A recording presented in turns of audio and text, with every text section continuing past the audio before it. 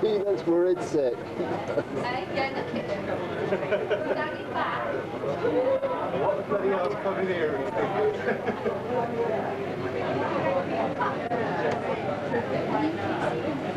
You can't see it.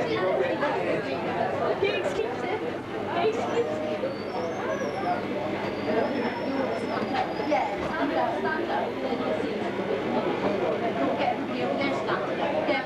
Could you all stand up? Sorry.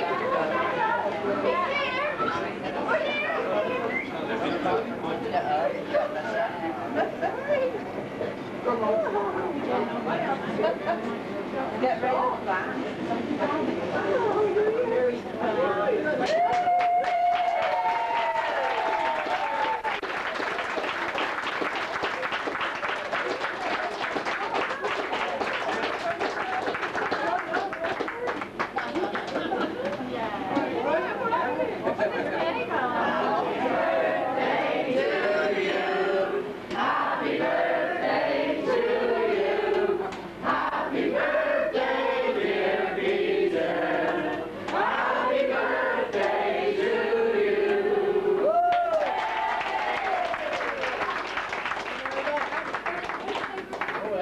See everybody first.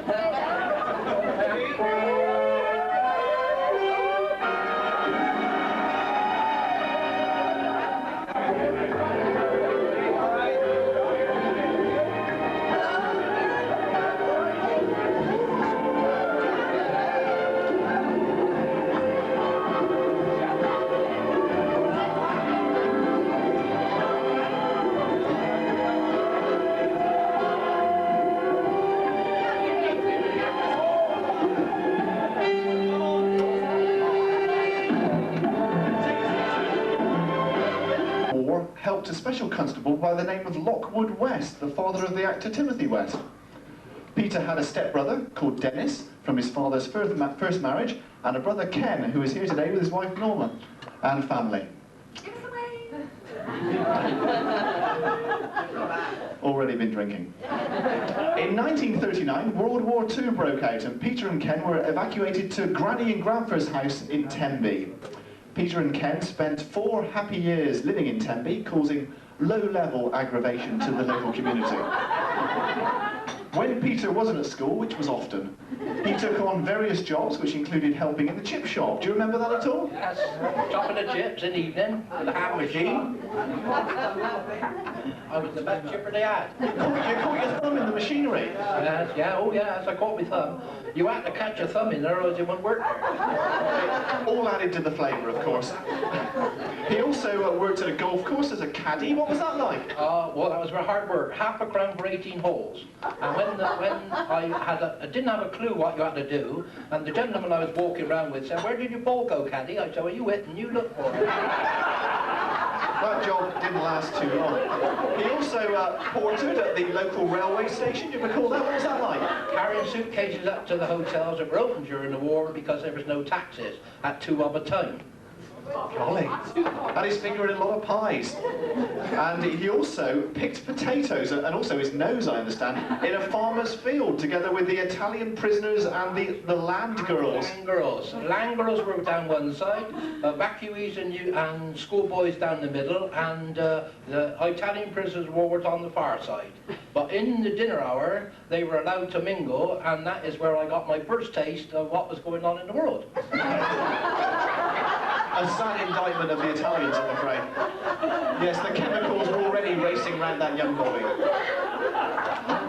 He joined the local army cadet band, playing the cymbals. If you could call it playing, it wasn't remotely musical. Through his brother Ken, we were able to contact an old pal called Dennis Hewitt, who sends very best wishes. Do you remember Dennis Hewitt at all? Yeah, certainly, yeah. I had a card from him. I didn't know who Emily and Dennis was, actually. But they had Saunders Book on the bottom, so I guessed it was Dennis. Okay, well, he sends you best today. Needless to say, there are many funny stories to be told about this evacuation. Do you remember it with happiness? Oh, yes. We had good times and bad. I was working in the in the garden of the headmaster, who was more keen on gardening than he was on schooling. And one day I was throwing a spud at one of my friends, got caught and got sent up. I stood outside the studio, outside the study, waiting for him. I looked up at the clock that was standing on the wall, and it was 10 minutes to 4. So I thought, well, if I open the clock face and put the hand on the 4 o'clock, I could ring the bell and we could all go home. So I lifted the face up and the sleeve caught in the clock and bang down it comes and smashed all over my head. Oh dear, oh dear. You got expelled? Yes, when I got home I said to Granny, I've been expelled from school because the clock fell on me. So you got a bit of sympathy out of that. He hasn't been right since. Well, with the war coming to an end, Peter came back home to 11 Redland Park with his parents and brother and returned back to school, with many tales, I dare say. Yes, until December 1944. On the 1st of January 1945, Peter went to work at Cathedral Garage and was to find his longtime friend Leonard Cross, who's here today. He's known him since he was 5. With his wife Margaret as well. Just a quick word with you, Leonard. What's he like as a character?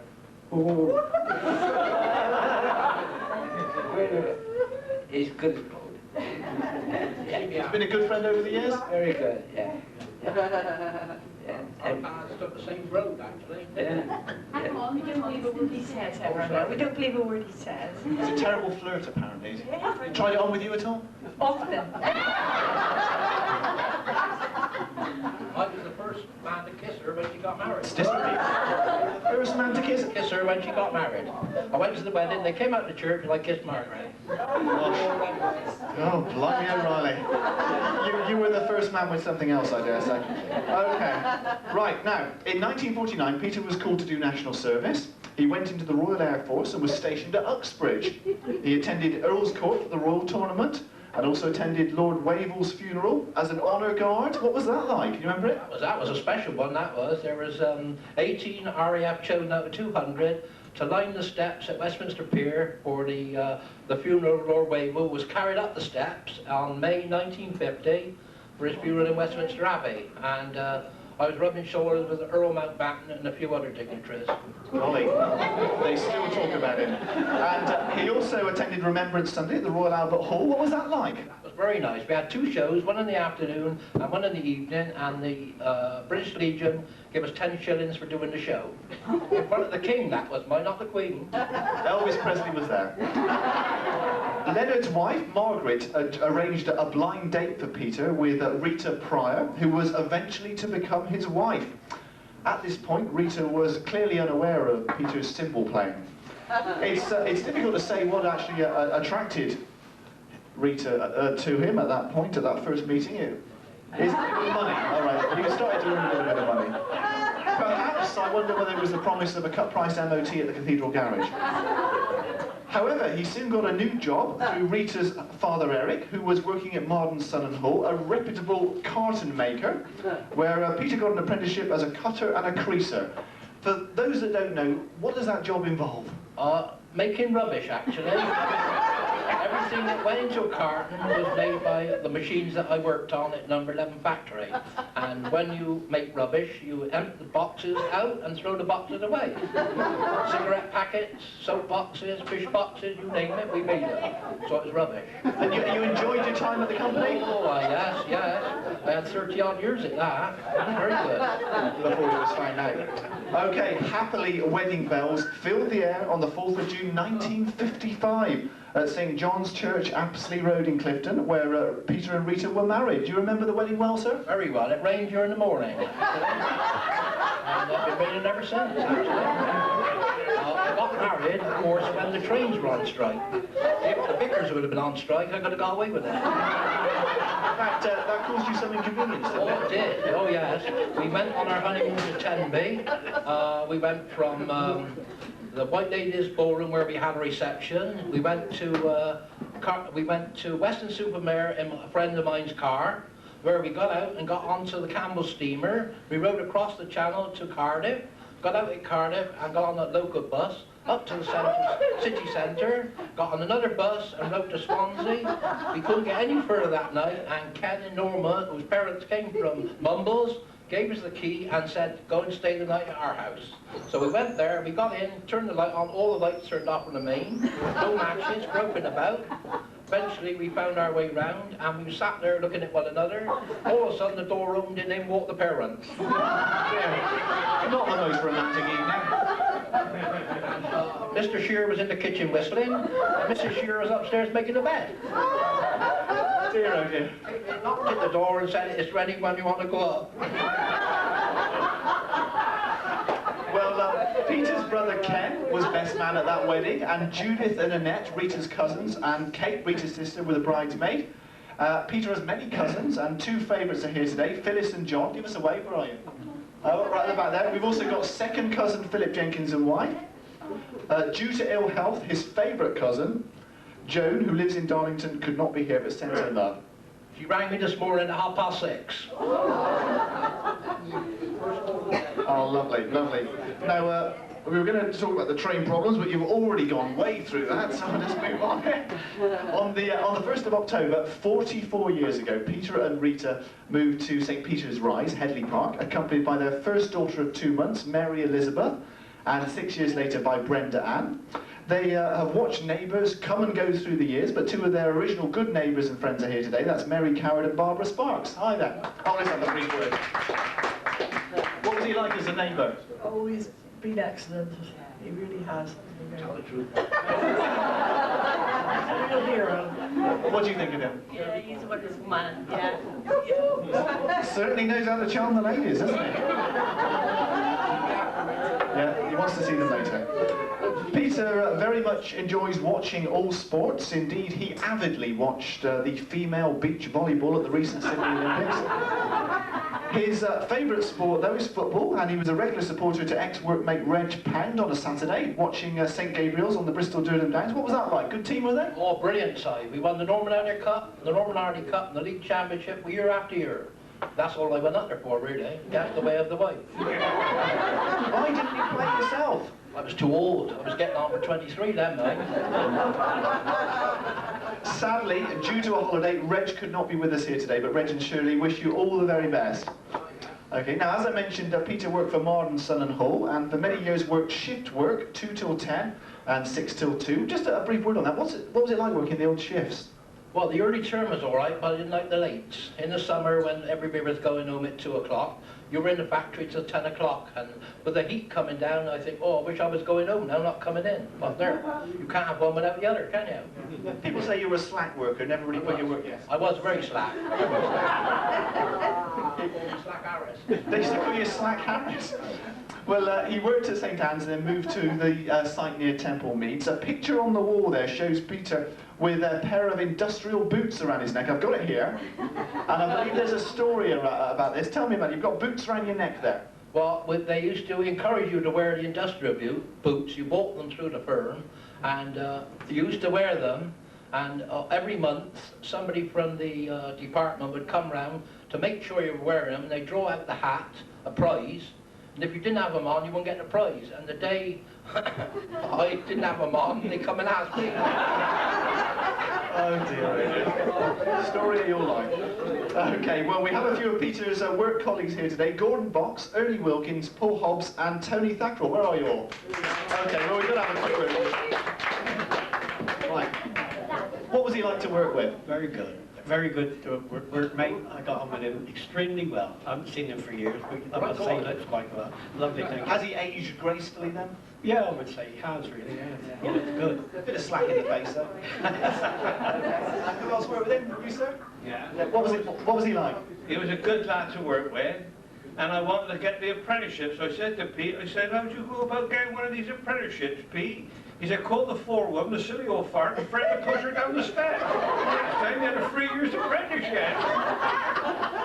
And Paul, what did you make of it? You had everything with this man, Steve. I worked with him 14 years. Great entertainment, great help, and just a pleasure to work with. And you, sir, you worked with him as well. What was it like? Yes, I can only endorse what the rest of the lads have said. Peter has always been a character, and I think he always will. Brilliant. Thank you very much.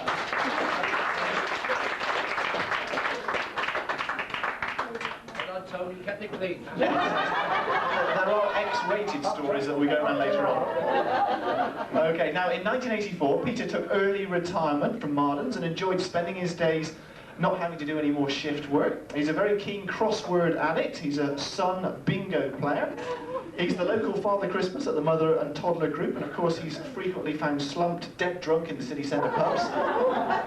He enjoys listening to military band records, many with cymbal solos, and he's a great listener of BBC Radio Bristol with an appearance on the John Turner Show. Exactly, yes. I appeared on the John Turner Show. My daughter wanted some red noses for the children one year, and I said I'd get them down Sainsbury's. I went to Sainsbury's, 4 red noses for the 4 grandchildren. I sorry, we can't get them for love nor money. I said, well, you're the agents. I should ring John Turner, I said. And they laughed. I said, don't laugh, I should do it.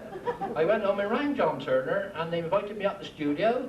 I sat in with John Turner in the studio, and what was her name, the girl? What was her name? His assistant. Oh, Jackie. Jackie. Presented me with 4 red noses on the wireless, live on the wireless. So that's my claim to fame. Brilliant. A man who gets things done. Now in 1988, Peter's career changed yet again, this time to become a grandparent to his first granddaughter, Amy. Peter loved being a grandparent and enjoyed all the joys that she brought, except the nappy changing, a job he could not cope with, despite his experience as a cutter and creaser.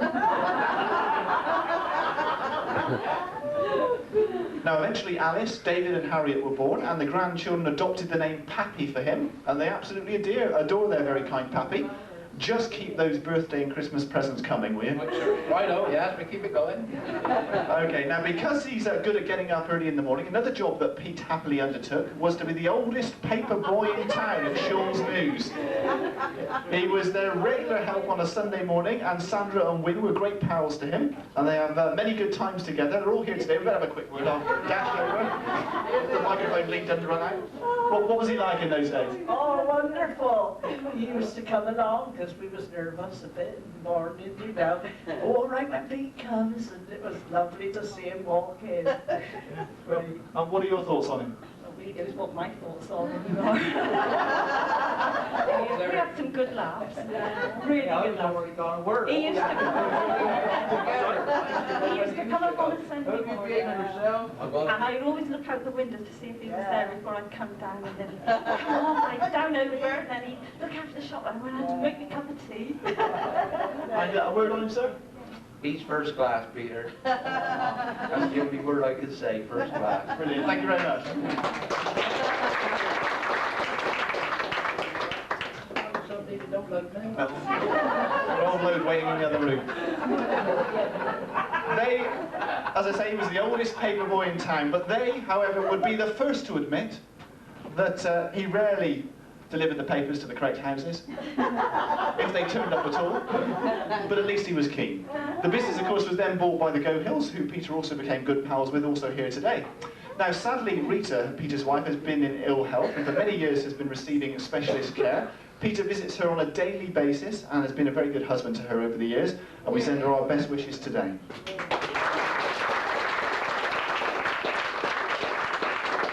Now, Peter, as we all know, is a great comedian, always remembering jokes and always making people laugh. A real comedian. Some of his jokes are even suitable for a family audience.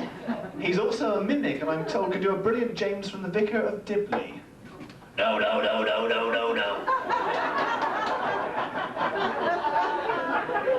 That'll put an end to that then.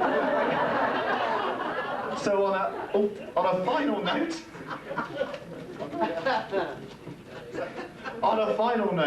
we have a message from one of Peter's favourite comedians, Jethro. He's signed Happy 70th birthday to you, sir. A collector's item there. And everybody here today would like to wish Peter a very happy 70th birthday. And Mary, Brenda, Ken, Steve, Amy, Alice, David and Harriet especially would like to thank you for being such a great dad and a pappy. You're a good man, Peter. Happy birthday.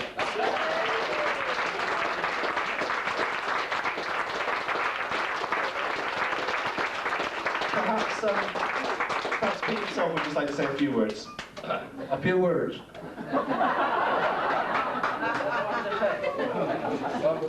Well, I'd like to thank everybody. I haven't seen everybody yet, but I'm coming round to see you all. before we go at midnight tonight. We got a long day in front of us, I heard. Once the bar closed, I won't get a drink. Shan't go up too early because they don't serve Coca-Cola. Do you serve Coca-Cola? No, no Coca-Cola. Well, I'd like to thank the girls for this overwhelming surprise party. I mean, they just said to me, we're going out to dinner Sunday, Dad. I said, fair enough. But I didn't expect this. This is right over the top. And I have the top man from BBC here as well, our Steve.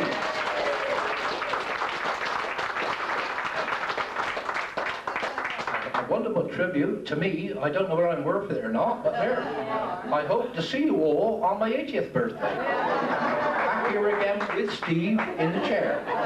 Thank you very much, all of you. Thank you.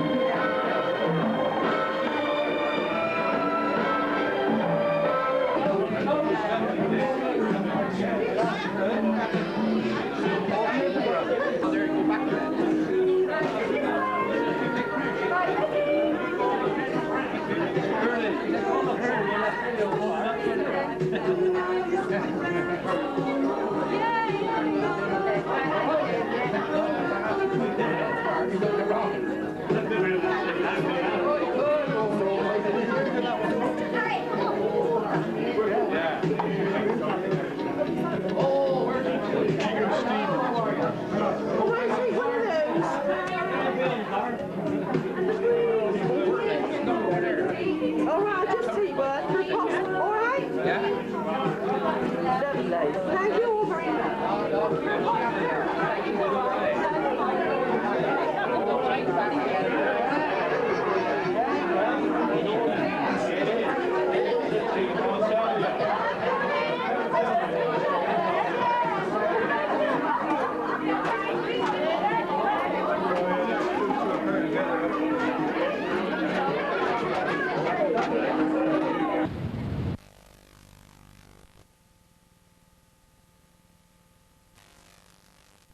It's swapping. You're all right.